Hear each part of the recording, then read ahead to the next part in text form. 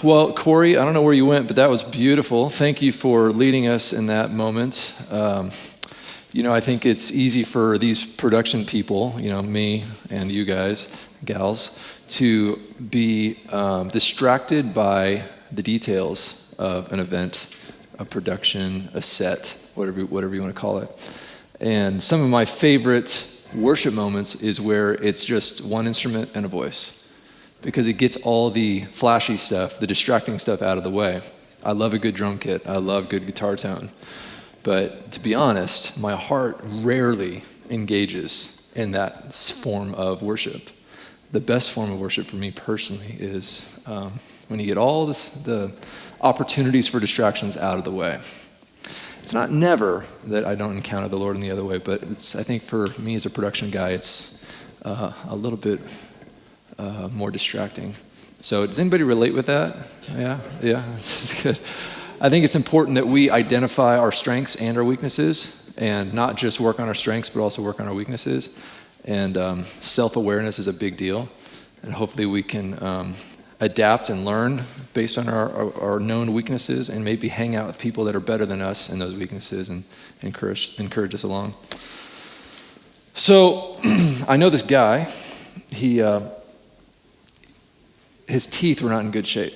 He was in bad shape. And so he went to the dentist and said, "Hey man, I think I need dentures. This is pretty rough." And so the dentist looks and gives him a price for those dentures, and it's just too expensive. He couldn't afford these dentures. So the guy said, "Is there anything cheaper, more affordable that I can afford that we could do?" And the dentist says, "I do have a more affordable option for dentures. They're made out of deer teeth, and they're like way cheaper."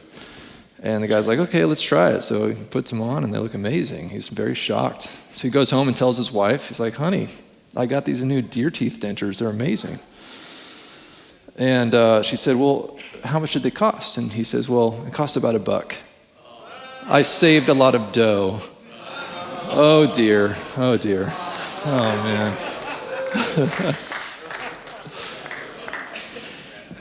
If you're ever looking at different careers, I've done some research for you, so I'm going to save you some time here. I thought about becoming a can crusher, but then I realized it'd be so depressing. I thought about becoming a fisherman, but the net profit wasn't that good. I thought about becoming a banker, but I lost interest. I thought about becoming a math teacher, but it just didn't add up. Oh, okay. Thought about becoming a seamstress, but the pay was only so-so. So. If anybody knows me well, they know that I have about a few hundred of those type of things. I love those jokes. I get it from my great uncle. We'd go to his house for family gatherings, and he's always dropping those one-liners. I loved him. Well, I thought today I'd give you a little history to begin with. Boom. And then we'll dive into maybe the nuts and bolts of Bethel Church, where I currently reside. And then we'll talk about some foundational things of how to build your team and how to grow your team and their passion and their skill set. So my name is Luke Hendrickson. I was born at a very early age to parents I barely knew.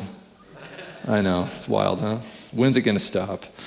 Born in St. Louis, moved to Kansas City right away, and was a part of a church there led by a guy named Mike Bethel.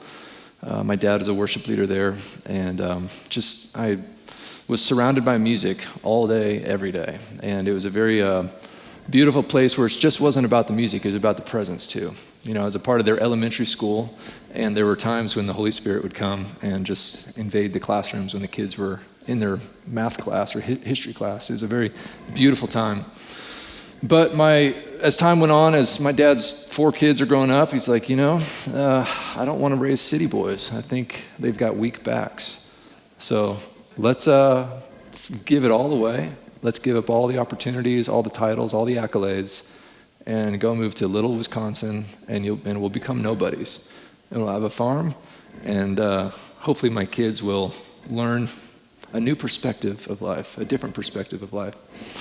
So that's what we did. Had a tiny church of 100 people maybe, And we lived on a farm with every animal that you could imagine, and it was the kids' responsibility to take care of them, and if you don't, they die. And you learn about that. If you do it wrong, there's real-world consequences. You learn about money, and because you get paid almost nothing doing that. And so it was a beautiful time of aligning values that maybe are different from most of humanity. The beauty of a small town and a small church is you can have the freedom to explore new ideas without the risk of making a fool of yourself in front of thousands of people. And the great musicians and thinkers of our time were not always great. They all started in a humble place. And I was definitely one of those. I was not born excellent in my giftings. This is something that was developed, a language that was developed, a muscle that was exercised. And living in a little town, a little church, I'd bring my Yamaha PSR 520 piece of junk keyboard. At the time, I loved it. It was amazing. But these days, you'd never want to play that thing. You couldn't get me away from it, though, back when I was 10, 12 years old. It was endless hours of fun.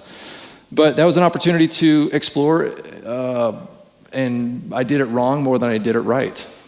Play the wrong chords, play the wrong arrangements, play the wrong sounds, the wrong timing. Everything is wrong, but if you do it wrong enough, you eventually figure out what not to do. And having a community of family and friends that were like-minded and loved the presence, loved music, was a real gift. And then my parents were itinerant preachers, and so they were going from conference to conference, traveling and speaking, and they'd bring the kids with them. And every time we went to a new place, we were introduced to a new perspective, introduced to a new worship song, a new way of drumming, a new way of songwriting, a new way of structuring a church, and a new way of benevolence and philanthropy. Is that the right way to say it? It was really inspiring. We're all homeschooled, so we'd take our books with us. We were in the back of a 12-passenger van getting our work done, and we'd show up and do our thing. A great adventure. But in our late teens, once again, my dad says, I think these kids have kind of become the big fish in a small pond. And that's a dangerous place to be. That's where you get comfortable. And you've probably heard it said, idleness is the devil's workshop. If you're the big fish in a small pond, you may rethink where you're at, because it's pretty easy to get comfortable in that spot. And so you have to intentionally let go of the comforts, intentionally let go of the things that make you feel good about yourself, and say, what are the next areas of growth that maybe the Lord is inviting me into? And so my dad, being a wise man, he said, let's go back to Kansas City and join the International House of Prayer, where there are hundreds of musicians and singers, and almost all of them were better than us. I'm not sure if that's an exaggeration, but it's possibly likely. And man, that was exciting to a 17-year-old kid, to an 18-year-old kid, where you're exposed once again to a brand new perspective that challenges your humility. Let's be honest. When you're exposed to greatness, either you're going to be inspired or you're going to be jealous. Check your heart when you're around greatness. What's your internal world saying? And so not only did we love music and playing it, but we discovered a surprise passion, and that was production. And so we had a piece of software called Cool Edit Pro. It was made by, I can't remember now, but it ended up being purchased by Adobe, and now it's rebranded as Adobe Audition. But you could record one track at a time and then start layering things. And that's where if you processed an EQ or a reverb on a piece of audio, you would print it on the WAV file itself. It wasn't a plug-in. It was permanently printed, just like you would do with tape or something like that, because the computer wasn't fast enough to render reverbs for all your channels in real time or compressors in real time for all your channels. You had to print it every time. So we would do full-on albums with this committed perspective of like, if you like it, you better love it, because there's no undo on this thing. And man, I tell you, it was hard work, but where there's a will, there's a way. And we had a lot of will. This is pre-Google days. I think we had Alta Vista as our search engine back in those days, if anybody remembers that. There was no YouTube university to go study and figure something out. That didn't exist. So it was the grassroots, necessity is the mother of invention. So we found Radio Shack adapters to go into our Sound Blaster sound card. And man, it was, you do what you got to do. And if it's a passion, nothing's going to stop you. And we had no money, so we just figure things out, soldering our own stuff. Well, it started out as a passion and just being fun. And then our friend said, "Can I pay you to help me with my project?" And we're like, "Whoa, that's weird. I never thought of money with this passion. This was just fun." And they'd pay us $100 to do a little demo. And then the next friend hears that song and says, "Can you do that for me too?" And it turned into $100 and another $100. And then they said, "Man, you're doing pretty good work. What about $200? And it kind of snowballed into something that was unexpected for us, where a hobby starts to afford you a compensation of some kind. And so there's 4 kids in this family of mine, and we're all involved in music. And so we were able to pool our resources and our talent together to start a little studio in my mom and dad's basement in Kansas City, in the culture of hundreds of musicians and singers. It was a recipe for ingenuity and creativity, songwriters and engineers coming together and creating some art. It's rare these days to make greatness on your own. It's a whole lot easier when you find people that, once again, strengthen your weaknesses. So we had a blast. I was involved in that ministry for 10 years, and it was helping produce projects with the International House of Prayer. They do worship and prayer 24 hours, 7 days a week since 1999, nonstop. It's an amazing ministry. And the ability to create music, you're playing these 2-hour worship sessions. Everything is in 2-hour blocks. I don't know about you, but I'd probably run out of songs in about 20 minutes. I'm like, what else do I play? I don't know. So what's the default then? You start singing spontaneously. You start making stuff up. And that is a incubator for songwriting. It's forced creativity. It's like, even if you don't want to be creative, you've got no option because you ran out of songs to sing. Or you sing them again, I guess. That could be an option. So my brothers and I, we pulled our resources together and made a lot of great art. But to be honest, I probably wouldn't show about 80% of it to you today because we were all still growing. We were all still learning. And again, we learned more how to do it. We did it mostly wrong before we learned how to do it right. And I think that's kind of an important value to have in your culture that you're in. Is it okay to fail? Is it okay to stretch? The stakes are different depending on the audience size, depending on the expectations of the audience. But I think it's super important as leaders in our churches to create an on-ramp path for somebody who maybe has desire but makes more wrong decisions than right decisions. Is there a path in your ministry that allows for that to happen? I know if perfection was expected of me when I was 12 and 18 years old, I would not be standing here today. But somehow I was placed in an environment where exploration and failure was tolerated. And so not only do we do that, hopefully we can give ourselves a little grace for that, but even more so, we can give those around us a little bit of grace.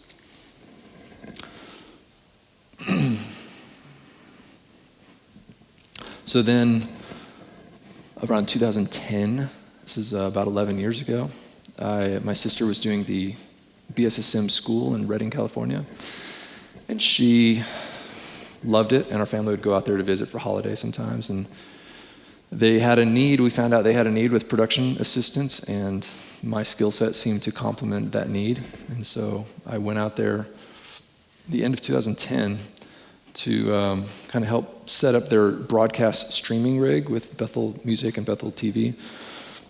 And they wanted me to do live mix, but back in those days, live mixing only happened on consoles, on a mixing console. And I felt like David trying to be told to put Saul's armor on. It's like, if you want to fight Goliath, you have to wear this armor. That's the only way to fight, right? Well, there might be a different way. Dare I say a better way? Oh my goodness, don't say that. So knowing that I had never worked on a console before, to be honest. Totally frank. Like this is at a Boy Scouts, like peanut butter promise kind of thing. Oh, Hunger Games? Okay, there you go. Is that how it goes? So I didn't want to start from scratch on a console, which I'd never even worked on before. I wanted to stay in my familiar slingshot and a loincloth, or whatever he was wearing. I don't know what he was wearing. And so I'm like, you know what? If I can stay in Pro Tools, which is what I've been involved in and for 10 plus years, then I think I can knock this out of the park. But nobody was streaming live in Pro Tools. Anybody was doing that. Nobody. But to me, it seemed like the only path. And I spent about a month doing some research, a lot of forums, a lot of bulletin boards, those online bulletin boards, and tried to find some solutions. But I kid you not, I think the Lord downloaded a breakthrough in my brain. And when it happened, I was like, I just threw my hands up in the air when the breakthrough happened. And I'm like, now this is going to work. This is going to work. Nobody had done it before. And there's a special little hack to make Pro Tools do what you want it to do that it wasn't designed to do.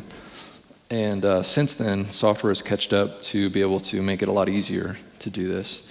But by doing so, it allowed tools to be used that were impossible on a console back in those days, completely impossible.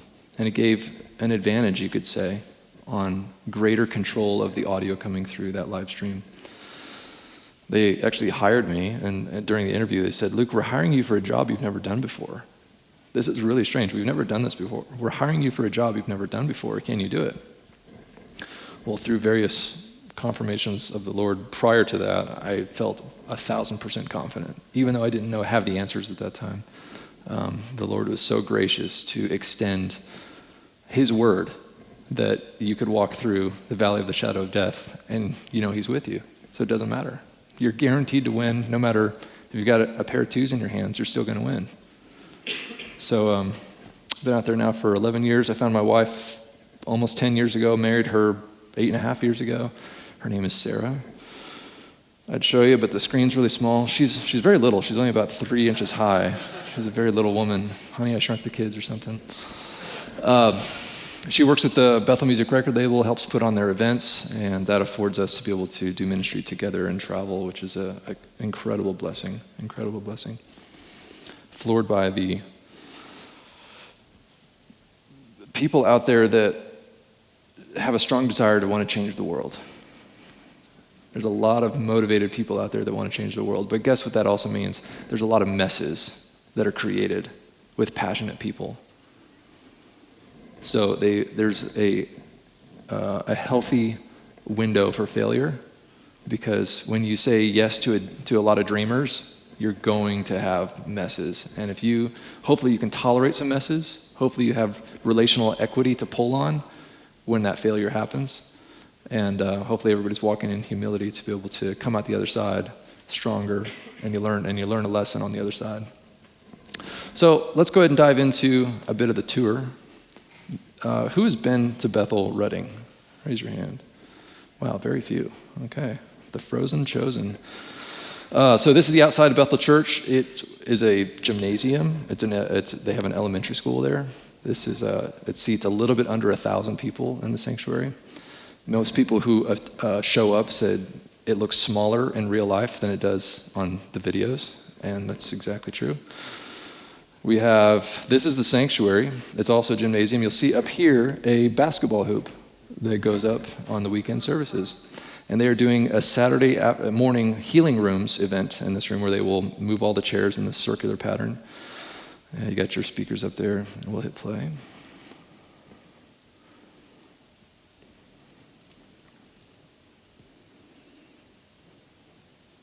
Front of house is there to the left, which we're going to see here in just a second. So this picture is to illustrate what a gymnasium, you can be fooled into seeing, whoa, look at this. It's like beautiful and amazing and shiny, but it's really just a basketball gymnasium. And so it's all about the camera shots, You get the right lighting, everybody looks sexy. So This is front of house here. We've got the front of house console, which is Digico SD8. Pro Presenter down here, and then to the left, in a second, you're going to see Resolume, and then a lighting console, a Grand MA to the right. And those are my friends. So there's Resolume. That does all the graphics content on the LED walls up there. I'm taking you to my hometown today. Isn't this fun? There's your Grand MA. It looks like a spaceship. They've got the Wave server over to the right, Pro Presenter to the left that does all the lyrics. Let's move on to the next one. So this is Monitor World. There's a front of house audio station, Monitor World station, and a broadcast audio station. So there's 3 engineers for every streamed service. KT is one of our monitor engineers that does a lot of this here. So it's, again, a Digico SD8, Wave server, a bunch of RF stuff below the console. And look at the positioning of that LED wall to the left. That's quite obnoxious, isn't it? You can't see anything. But, you know, you win some, you lose some. Blessed are the flexible. So this is the guitar amp area that's behind the drum kit. It's in a semi-enclosed room, the guitar amp area. There's your drums behind it. Treated the room here. We've got 4 amps, 2 amps for each player. So you're in true stereo. If you guys were in my talk yesterday, you would remember that what's better, mono or stereo? How often? 10% of the time, 50% of the time, 90% of the time? All day, all day. That's right, let's go. So typically it's a AC30 paired with a Fender ProSonic. And the pedal boards are out on the stage, and then you see these yellow SGIs, and this will allow you to take your guitar signal up to 300 feet and not lose much audio quality versus going over a line level signal path. And so by doing this, it allows every guitar player to have true reverb, true delay in 2 different amps. So you put headphones on the output of whatever they're doing, and it is a night and day difference. You will never go back.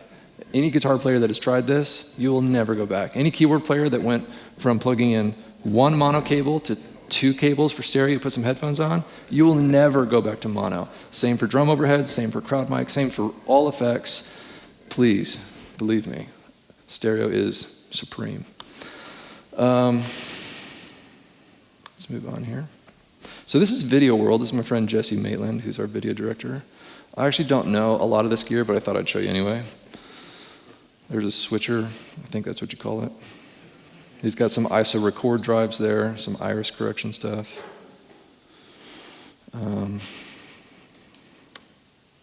Yes, now we save the best for last. The Holy of Holies. So this is our green room and our broadcast mix room.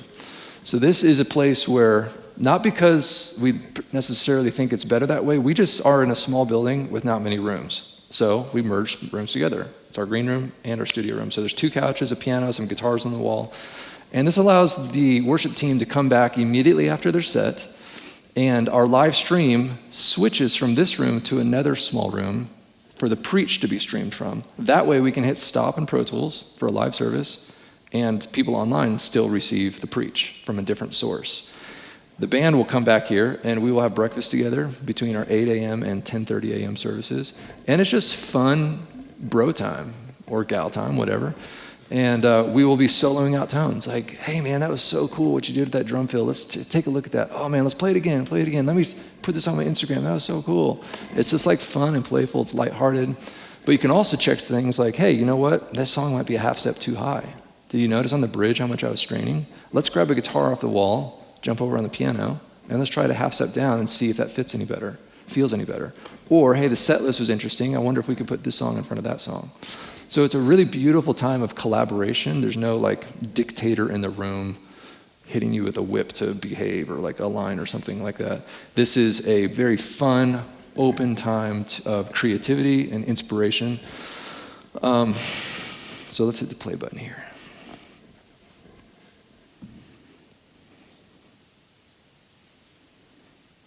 There's your guitar hanging on the wall on the right. Great. So you'll see that we've got an analog console there. And to be honest, we bought it about 8 years ago from Guns N' Roses. It was their old, I think, monitor console from years and years ago. It still had tape on the channel strip to give like their names, like Axel or whoever else is in the band. I don't know who's in that band. It's pretty cool. So we anointed it with, oil, holy oil, to make sure that it's like sanctified. For some reason, it stops working for a while after that. I don't know. But no, I'm kidding. You'll see down in the bottom left there some Apogee Symphonies. Those are your A to D converters and D to A converters. So it comes in analog. We have a 3-way analog snake split that goes to these 3 mixing stations, which we just covered. And when it gets back here, it hits the preamp on this. We don't actually mix on the console. We don't really touch the EQ or anything. It's just preamps. It goes directly into the Apogee Symphonies down there, which goes into Pro Tools, which you see up here. And in that format, I'll give you a few reasons why it's amazing. One is you can use any plugin from any manufacturer ever made. You're not limited to Waves. You're not limited to Universal Audio. You're not limited to some boutique plugin manufacturer. You can use anything, right? And it's way cheaper too. You can use the same rig with a laptop, an Ethernet port, and headphones. It's a laptop, an Ethernet port with Dante, and headphones, and you're going to get a world-class, record-sounding live stream mix. How much does that cost? $3,000 maybe? Less, probably. The Mac M1, which is like $800, right? The Mac Mini M1, $800 with some software and a $300 set of headphones. You can make a record-sounding live mix, okay? So that's point 1, point 2. 3 might be you can multi-track record at the same time. So we record everything. So at the end of every service, you hit save, and we haven't deleted anything for like 7 years. That way, you can always go back and produce a record. You can always go back and rework that spontaneous moment into a corporate song. You can go back and say, I'm a sound engineer, I want to practice from that session from last year because that guest drummer was incredible. Can you get those files for me so I can practice mixing on his stuff? Oh yeah, we got it all, no problem. It's also very portable. A laptop fits in a backpack with headphones and an Ethernet port. That fits in a backpack. So there's a lot of advantages to this. Why do we use an analog console? Well, because 8 years ago, we didn't have a great MADI system or a Dante system, so we did an analog split. But nowadays, 8 years later, yes, it's so much easier. You do a Dante port. Like, everybody's got Dante, or MADI. We're actually big fans of MADI because it's point-to-point connections, and nobody can get in between or interfere with your sound. And so we find it to be a little bit more reliable, or Opticore, which is a Digico proprietary network. Let's move on here. Okay, so this is my friend David Payton. This is what it looks like when you mix the live stream. To the left, he has a tiny little MIDI controller that's $60, but he can buy that on Amazon.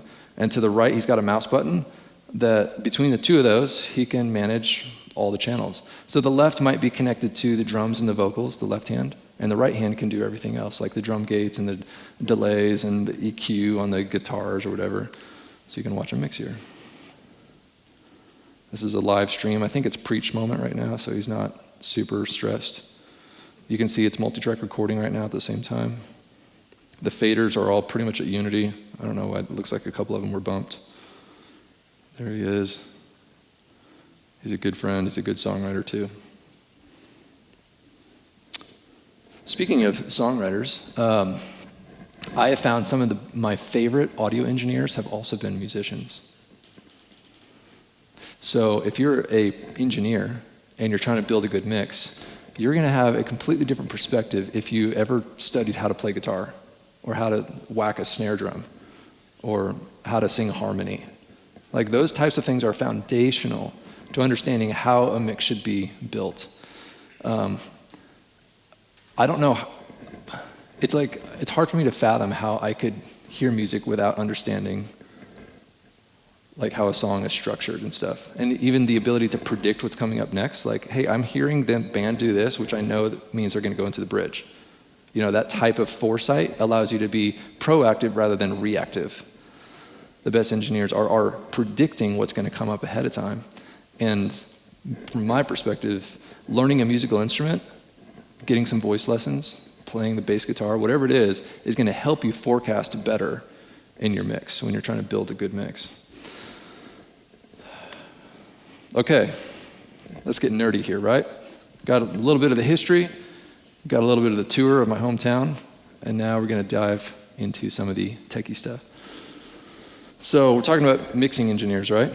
So I covered a little bit of this yesterday, but you've got Michael Bublé, or you've got, who did we use yesterday? Celine Dion?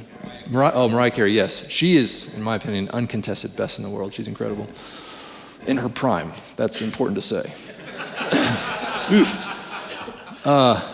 But you put them, their incredible voices on a Shure SM57, which is an $89 microphone, and guess what? They still sound unbelievable and 10 times better than any of you in this room.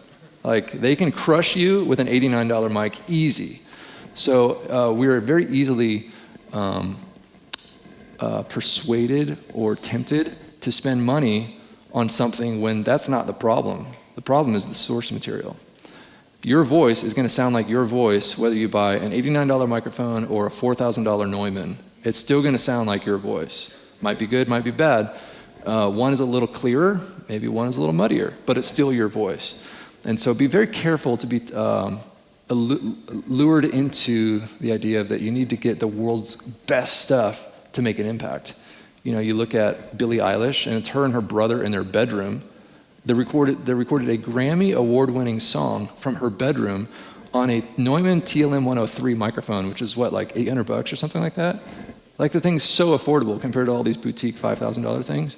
And she got a Grammy out of this thing from her bedroom with her brother. Like, just be very careful about spending money. I've seen too many people fall into that trap of trying to polish something that is unpolishable.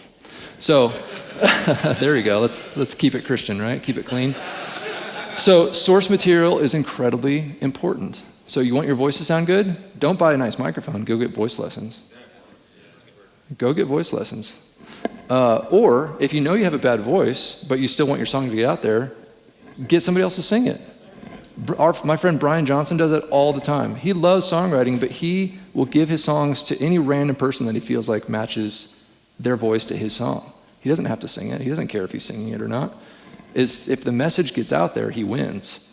It's the message that he cares about, not his name or his fame or something like that. So consider your source material.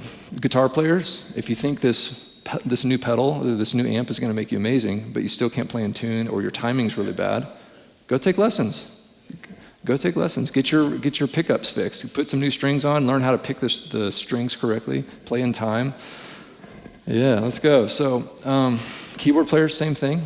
You know, it's very common that they don't know how to even manage a sustain pedal effectively, and they're dragging all their chords into the next chord. Like, just foundational things. Like, it's so common. You hear it all the time. What is sound design? How do you shape a good piano sound? Like, the piano is not just a piano. Like, there's 100 different ways to spin that thing. Go do some homework so that it'll blend in the mix. And as a musician, you want to be thinking about not just how does it sound in your ears to you, but how does it fit with the rest of the symphony that you're playing with. And this muddy tone might sound warm at home, but when I merge it with the bass guitar and all the crowd mics and all the pads that are going on, that muddiness is on top of more muddiness, on top of more muddiness. So fix it at the source and have a big perspective of how does my tone fit or not fit in the party that I'm with. Okay, let's talk about some microphones. Drums, we're big fans of the Audix D4 on the toms, D6 on the kick, the AKG 414s on the overheads, or the Blue Mice, or the Coles ribbon mics for the overheads. Any one of those are going to be great. Coles are a darker mic, so you might add a tiny bit of top end to those things. The snare, we like the 57. On the bottom, we might do the 441, the bottom snare. It's really great. The hi-hat doesn't matter. You could do, the i5, Audix i5 or something like that. You could use anything. Hi-hat doesn't have a lot of texture to it, but it's kind of nice to throw it in there sometimes. Our vocals, we're big fans of two different manufacturers or kinds. It's the Neumann KMS 105, and it's a small diaphragm condenser microphone that fits in a nice handheld package, and it'll make your voice sound very clear. Again, you're still going to sound like you. You're not going to sound like Mariah Carey. But it'll make it sound clear, and it does pretty good side rejection. It's got a built-in pop filter, so you don't need this like big pop filter on your condenser mic. The other mic that we like for live vocals is the DPA de facto. And that one seems to have a little tighter pickup pattern, meaning you get a little less drum bleed. Who here struggles with drum bleed?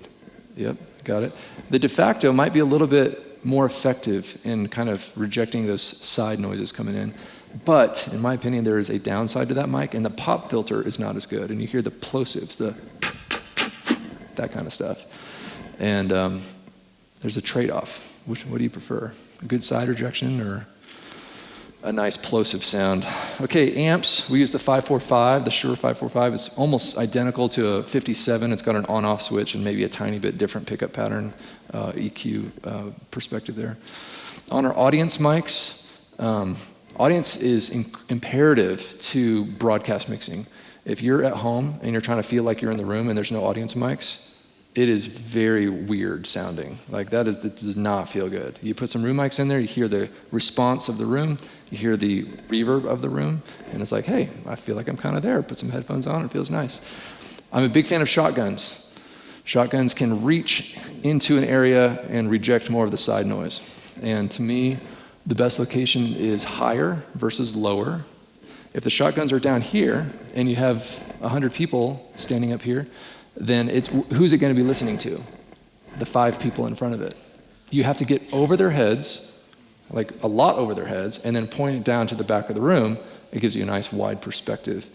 So we have 6 of them at our church. We have, they're all shotguns. A stereo set on the inside of the screen, kind of clipped on the inside of the screen, there and there. Downstage center on a Blumline bar, like right above the preacher's head, up in the ceiling.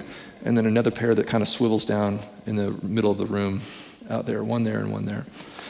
And it gives you redundancy. So have you ever had like a person randomly scream or do something funny like during your live stream? Well, if you get more sources to capture in your room, it's less invasive when something like that happens. It's less shocking. It's a smoother tone.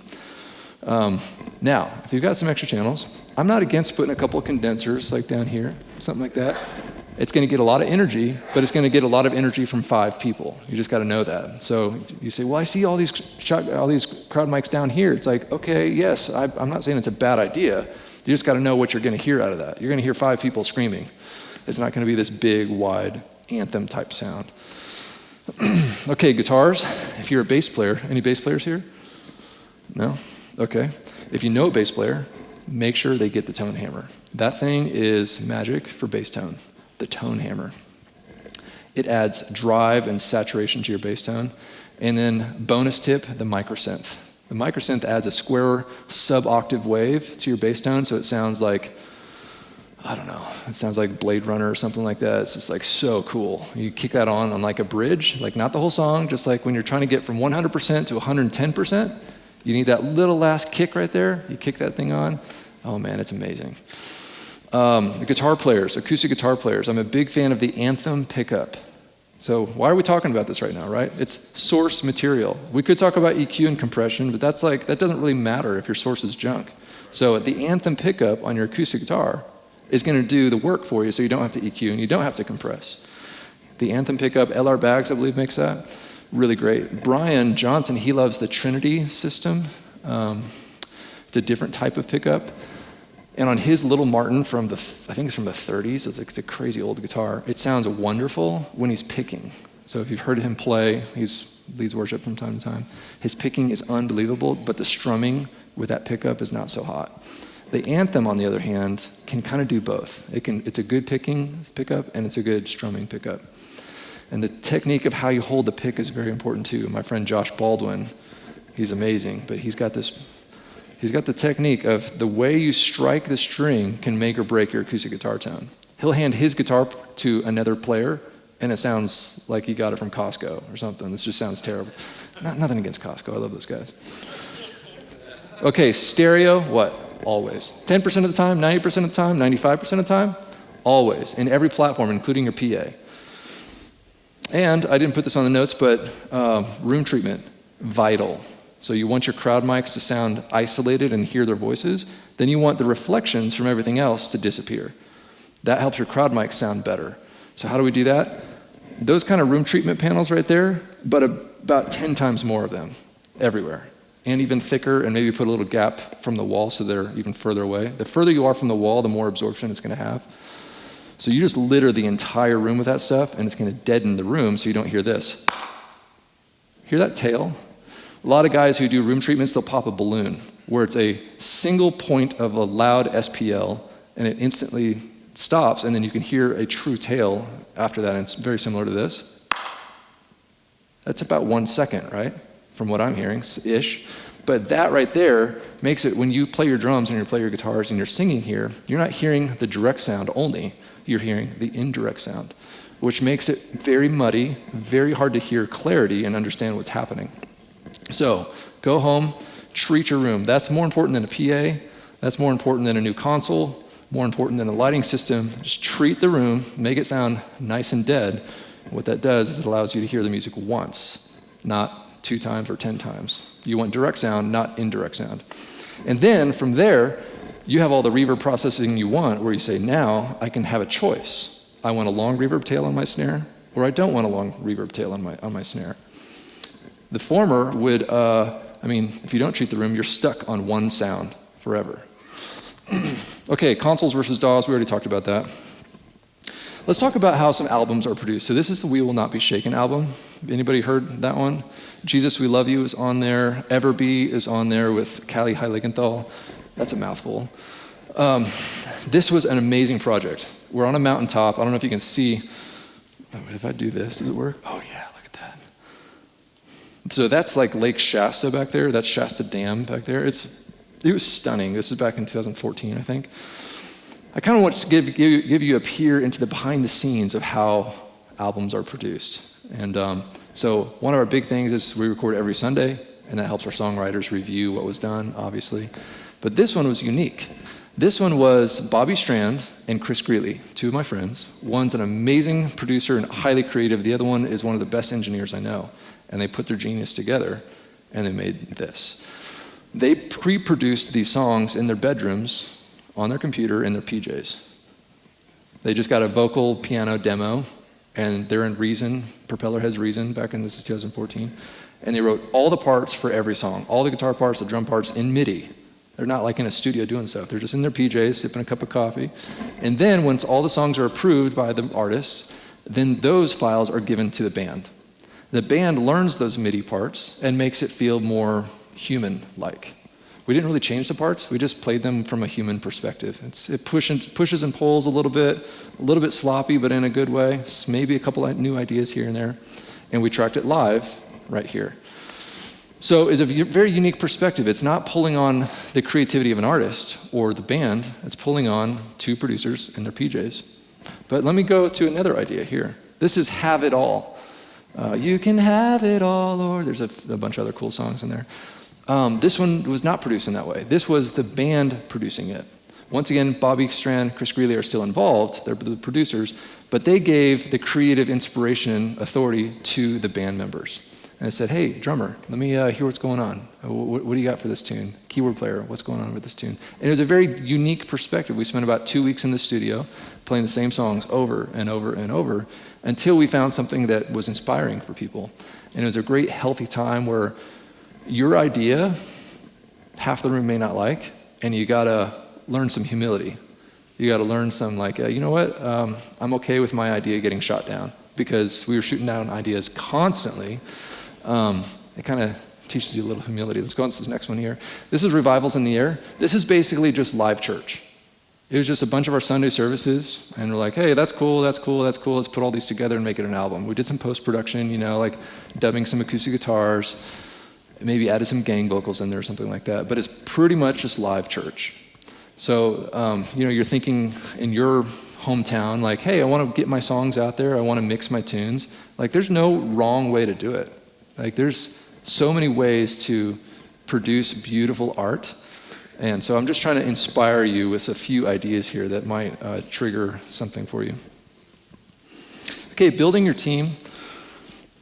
Going solo in any industry is extremely difficult. Find a tribe that is passionate about the direction you feel called to. Have you guys ever tried to do something alone? It's tough, right? What do they say? If you want to go fast, go alone. If you want to go far, go with the team. Is that how it goes? I highly challenge you guys, as much as your pride fights this idea, get humble, find people who are better than you, become the small fish in a bigger pond, and there's going to be some amazing things on the other side of that. Find people that strengthen your weaknesses. Talked about the pond thing. Hang with people who call out the greatness in others. Who has ever hung out with a critical person before? There we go, not for long. Nobody wants to hang out with critical people.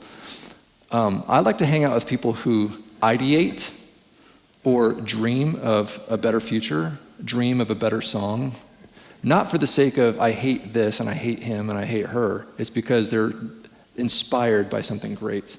There's a very fine line of how that could be perceived. And man, I want to hang out with people that call out the greatness in me, even when I don't see it in myself.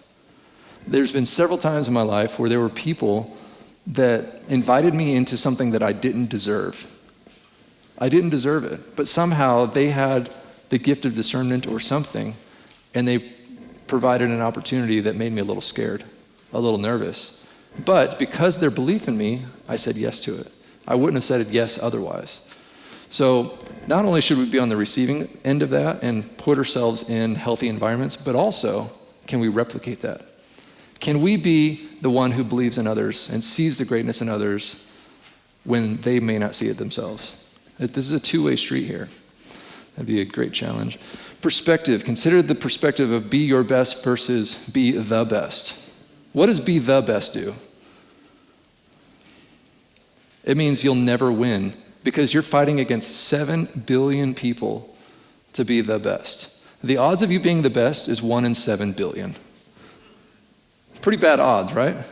But if you try to be your best, what are the odds of winning with that? Pretty much guaranteed, as long as you try. All you got to do is put a little effort in, and you're guaranteed to be your best.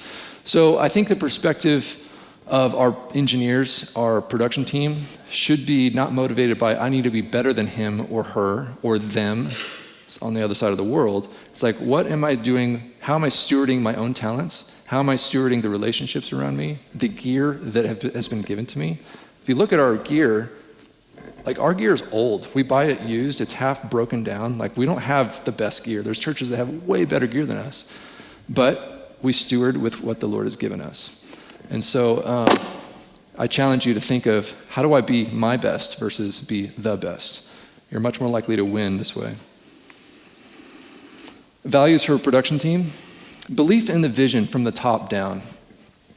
So might get a little touchy here, but have you ever been in a church, maybe don't raise your hand because this will expose you a little bit, but where the pastor and some other people don't agree on the vision for the church? I think oh dang it, you raised your hand. Oh no, now your pastor knows. Everybody knows that? Okay. If you don't have the blessing from the top down for a vision, you are going to end up with a bloody nose. Proverbs says, excessive pressing of the nose brings blood. And it's so true. You fight long enough against a vision that somebody else doesn't agree on, and you're going to become enemies. No matter how much you think you're not, you are going to become enemies. So what's the best way to do this? Go to a different field. Go to a different house. Find somebody that shares your vision. Why would you fight when you don't have to? When there's somebody else that shares a vision just like you do, you're going to go way further. And you're not going to bring blood to somebody else's nose. It's just not worth it. It really isn't. You got to be bold. You got to be brave. Just like Alanis Morissette, or who sings that? You got to be bad. You got to be... No, that's not Alanis Morissette. I don't know who that is. But find people where everybody believes in the vision from the top down, and you can go so much further. Being a team player, it's not about you. It's about the team. Can the water table of your production team rise? Or are you just an island?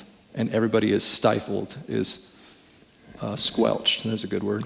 Or are you a guy or gal that creates a water table for your entire team can grow? Bring your best. Don't be lazy. Bring your best. There's that parable where Jesus said where the guy had to steward 10 talents. There's 3 people. And one person said, hey, I multiplied these 10 talents after you came back from your long journey, and now you have 20. And the guy's like, or the person in the story is like, great, I'm going to reward you with government over cities. So the person stewarded money well, and the Lord redeemed or rewarded them with government over cities. The Lord loves stewardship. He loves stewardship. Whether it's 1 talent, 5 talents, 10 talents, it doesn't matter. Just steward it well. Bring your best to the table. Bring an offering that means something, that costs you something. The Lord is really drawn by that. Being hungry to learn, hopefully we never stop learning. You could also say when you stop learning, you start dying. Hopefully, I never want to stop learning. Humility. Be willing to not be the best. Be the small fish in a bigger pond. Onboarding and training. So this is an opportunity where are you allowing a safe place for people to fail? And for our house, internships have been an amazing tool to provide that safe place where they're not getting paid to do what they're doing. We're just creating opportunity, and if they want to own it, great. And in 6 months, everybody's going to notice, and we're going to hire them. Or in 6 months, you know what? It's like you're failing a lot, and you don't care, and you're showing up late. It's like maybe you're not the right fit. But having some kind of program in your production church, in your production team, that says, is there a place for people to be a little messy, a little creative, somebody who's curious to jump on board? I think it's a healthy perspective. I know, like, once again, I wouldn't be here today if perfection was expected of me. You need a messy playground where you have a snot dripping nose and you get a few scrapes underneath. We've got about 2 minutes here, but speakers versus headphones. Hearing music, the language of music is important. Music is a language, just like English. You know, you're not going to get great at English by reading a book. You just got to practice it. And so listening to a lot of music and figuring out what makes this sound awesome. Every genre has a different mix approach. So mix based on the genre that the song is in. Country music wants the vocal hot. Rock music wants the vocal buried. Right? Country music, you ever listen to that? The vocal is super hot. It's way out in front. And rock music, it's not. Those guitars are fighting the vocal the whole time. And sometimes you can't understand what they're saying. But according to the genre, that's what people expect. So when you're mixing, study music. Become a student of the language of music. Reference your favorite artists. Here's one of my favorite tools is reference audio stems. What are stems? Stems is your favorite record, but they solo the drums and export it. Solo the bass, export it. Solo the guitars, export it. This allows you to listen to the music without distractions. So say you're trying to get great vocal tone. How are they EQing that? Well, get the stem, solo the vocal, and you can hear exactly how it's EQ'd, compressed, how the delay is hitting. Is it stereo? Is there modulation on the reverb or not? Like, stems are incredibly helpful. Almost every Christian record you can find stems online for, and I think there's a lot of mainstream music that you can do the same thing as well.